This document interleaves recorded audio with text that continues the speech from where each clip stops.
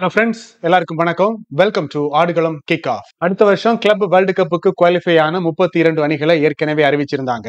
இப்ப நேத்து நடந்த டிரால எந்தெந்த அணிகள் எந்தெந்த குரூப்ல இருக்காங்கன்னு அறிவிச்சிருக்காங்க.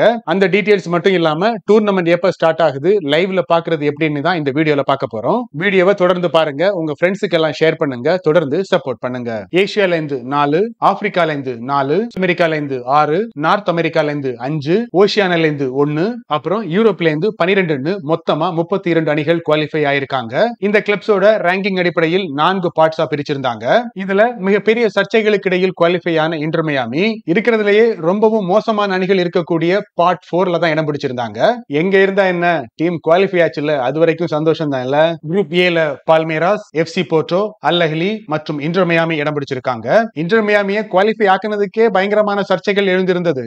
இதுல இருக்கிற 8 குரூப்ஸ்லயே ரொம்பவே ஈஸியான குரூப்னா இந்த இன்டர் மியாமி இருக்கக்கூடிய குரூப் ஏ தான். இதுக்கு FIFA என்னெல்லாம் கழுவி ஊத்த போறாங்களோ தெரியலையே. குரூப் பி ல PSG, அட்லெட்டிகோ மேட்ரிட், பொட்டாஃபோகோ மற்றும் சியாட்டில் சவுண்டர்ஸ் இடம் பிடிச்சிருக்காங்க.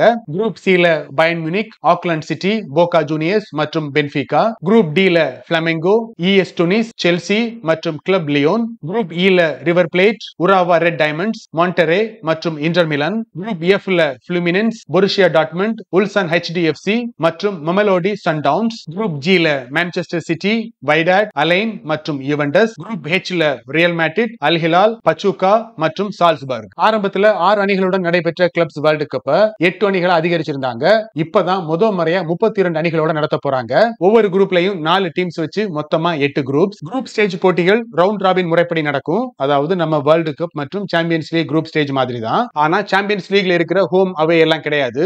குரூப் ஸ்டேஜ்ல இருந்து round of 16, quarter final, semi final எல்லாமே சிங்கிள் லெக் மேட்சஸ் தான். ஸ்கோர் லெவல் ஆச்சுன்னா 15 நிமிஷம் வச்சு 2 எக்ஸ்ட்ரா டைம், அதுலயும் லெவல் ஆச்சுன்னா பெனால்டி ஷூட் அவுட். செமிஃபைனல்ல தோக்கக்கூடிய அணிகளுக்கு இடையில் தேர்ட் பிளேஸ் மேட்ச் கிடையாது. ஜூன் 15ஆம் தேதி நடக்கிற முதல் மேட்ச்ல ஹாஸ்டிங் கிளப்பான இன்டர் மியாமி அல் அஹ்லியை எதிர்த்து ஹார்ட் ராக் ஸ்டேடியத்துல மோதுவாங்க. ஃபைனல்ஸ் ஜூலை 13ஆம் தேதி நடைபெறும். இந்த டூர்னமெண்ட லைவா பிராட்காஸ்ட் பண்ற டிவி சேனல்ஸோட டீடைல்ஸ் இன்னமும் கன்ஃபார்ம் ஆகல.